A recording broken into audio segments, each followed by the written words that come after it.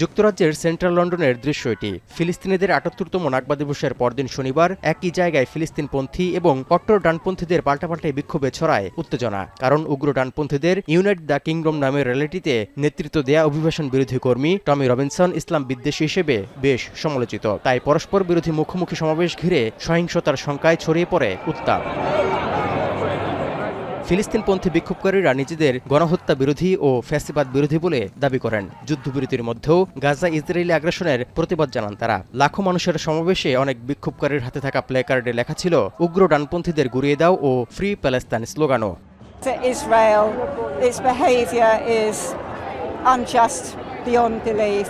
And after the Holocaust, etc., all you can do is wish the Jewish people all the best. They won't be able to live in peace until they allow the Palestinian people to form their own state and let the Palestinian people live in peace. মূলত ফিলিস্তিন বিরোধী এবং ইসলাম বিদ্বেষী হিসেবে পরিচিত কট্টর ডানপন্থী নেতা টমি রবিনসন যুক্তরাজ্য থেকে ফিলিস্তিনপন্থীদের হঠাতে অভিবাসন বিরোধী অবস্থানও জোরালো করে আসছেন। তিনি দাবি তুলেছেন European convention on human rights চুক্তি থেকে বেরিয়ে শুধু যুক্তরাজ্যের মানুষের অধিকার রক্ষার। গত সেপ্টেম্বরেও লক্ষাধিক মানুষ নিয়ে করা সমাবেশের নেতৃত্ব দিয়েছিলেন রবিনসন।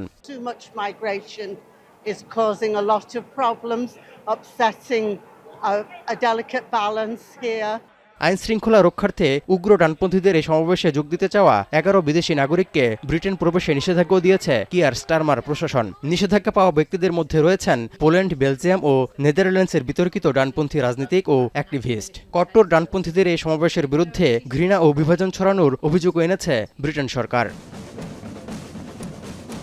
পরস্পর বিরোধী দুটি বিক্ষোভ সহিংসতা ঠেকাতে মোতায়েন ছিল ৪,০০০-এর বেশি পুলিশ সদস্য। পাশাপাশি ব্যবহার করা হয়েছে ড্রোন, ঘোড়া, কুকুর ও সাজোয়া যান। চালানো হয়েছে ধরপাকড়ও। এদিন ফিলিস্তিনপন্থী এবং উগ্র ডানপন্থীদের বিক্ষোভ থেকে ৪০ জনের বেশি বিক্ষোভকারীকে আটক করা হয়। পুলিশের এই বিশেষ নিরাপত্তা অভিযানে ব্যয় হয় প্রায় ৪৫ লাখ পাউন্ড।